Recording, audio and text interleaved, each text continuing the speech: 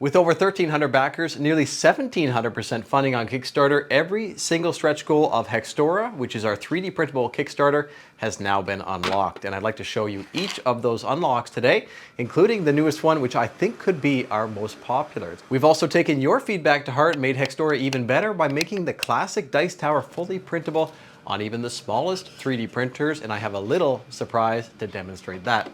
All that and more coming right up. Regardless of whether you're a Hex Pledge backer or you chose the commercial pledge, all of these unlocks will be available to all levels of pledge. The first unlock is called the inverted half hex. It has a little eye symbol to set it apart from the others. And the reason that that's important is that this one is meant to be used as an alternative to the companion tray or dial half hexes. Printing these gives you even more flexibility with your set. The eye is just there to tell them apart easily if you're printing in a single color, but you can also print them in a completely different color from the rest as well. The half hex holders are one of the most useful hexes of the entire set, and this just offers even more flexibility in allowing even more configurations. For our second unlock, we have now way more counter hex dial art. We are going to be adding even more on top of this. So not only can you print these in different colors, but you can now print them with different emblems on them as well. Some of them are a little bit more detailed and look better with a 0.2mm nozzle, but luckily the parts are so small that even if they do require that, they won't take very long. And again, we wanted to avoid using AI for any of this project. Luckily, my brother is a talented artist and he designed all of these additional options. We have life, we have energy, we have resource, we have currency, doom, time, charm, attack, ammunition, explosive, sanity, and also hacking. Each of these also have a very subtle arrow shape embedded into the design to suit our half hex counters, but there is one other use for these two. It's really cool, and we're gonna get to that in just a minute. Our third unlock is the mini slate hex storage. This provides even more storage for those mini slates. And for those backers who chose the hex pledge with no tower, this offers a great place to store those mini slates. And for anyone with the tower option, it offers even more storage. And when the slates are in use during gameplay, these also double as even more storage for your game pieces and your tokens. Our fourth is called the full tray extension. So if you have bigger game pieces that you want to store in a single tray, and that's where going up is really important to save table space, you can use this to raise your hexes up for now more than twice the storage. It also prints faster and uses less filament. So if you want to customize your setup, you can use this to get it just the way you want it. Use them to raise up your hexes or use them to increase storage in your hexes as well. It's simple and it just works.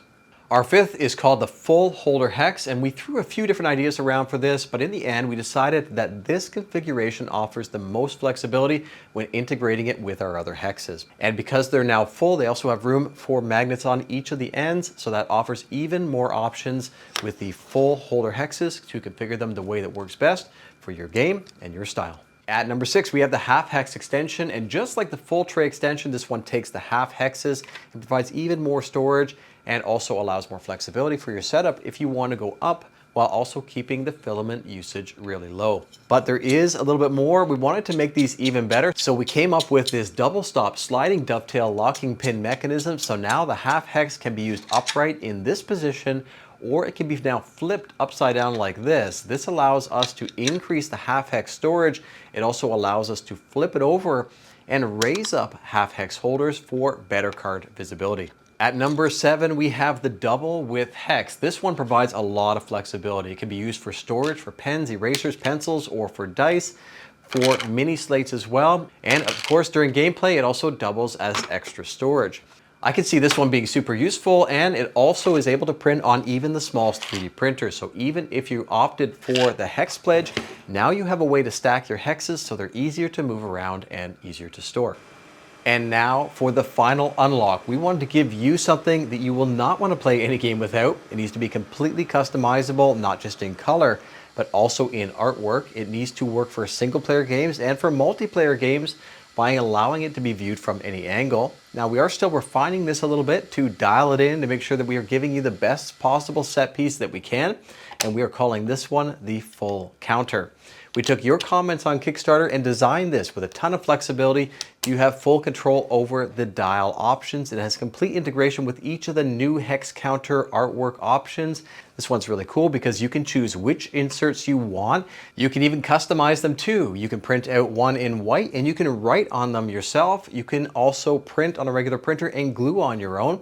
We're also providing a blank option for anyone who backs the deluxe option or above, so you can customize it to suit any game that you like. We are still refining every detail to make sure that these have a nice feel, that they keep their position, that they're buttery smooth to operate, and really just fun to use for tracking. My brother also designed these inserts so that you can flip them right over to see the mirror image, so that the two that sit at the top for a single player game, for example, have the low numbers on the bottom, or you can set them however you like. We're also experimenting between dots and different types of imagery to make sure that they are clear and viewable from any angle. And we have also made one very important change based off of your feedback as well. Far more people own the A1 Mini or Prusa Mini than I expected, and there were a lot of requests to see if it would be possible to print all of the parts for the classic tower on even the smallest printers. Now originally all of the parts but one were printable on the Mini, and that was the classic tower base. It was a little bit too big. So now you have an option. You can print the full base if you have a bigger printer, or you can also print the base in 3 pieces, part A, part B, and then the locking clamp. I've also dialed in the connection between the different parts using the same techniques from my dovetail and connection videos, so you do not need to glue them together, but feel free to add super glue for an even more solid connection. In all my 3D printer testing, I had never tested the A1 Mini, so I decided to buy one, and I can definitely see why these printers are so popular. My only critique so far is that it's an open printer, allowing parts to warp a little bit more easily. So if you're printing bigger parts that should sit flat like some of these ones, I would recommend at least a makeshift enclosure. This tower of filament boxes and a towel on the top actually does a great job of reducing drafts and raising the interior temp, and the final result is there's a noticeable improvement compared to open air. Though I will admit it does look a little bit hillbilly. And with the A1 Mini on my bench now, we can also make sure that any of our future projects also fit onto the Mini size as well. So thank you for that feedback. We will have almost all the unlocks available as soon as the Kickstarter campaign finishes, and we've been given the go-ahead from Kickstarter. We may need a little bit more time with the 30,000 unlock just to make sure that everything is dialed just right, but we're very close with it already. The goal is at the same time, but we also want to make sure that this one is done right and that it works perfectly.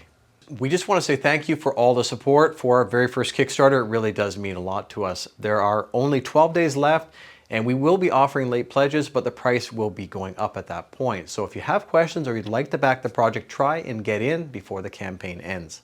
I'll have a link in the video description to our Kickstarter page if you want to check it out. If you're wondering, this is a cooperation between my channel on YouTube, Need It Make It, and our gaming division, which is called GridMax. We have several more new, never done before, completely 3D printable projects that we'd like to bring to life as well, and all of your support makes us even more energized and even more motivated to get those ideas printed, tested, and perfected, and I can't wait to share those with you as well. Thank you to my patrons for helping to make these videos possible, and thank you for watching. Take care, and I hope to see you on the next one.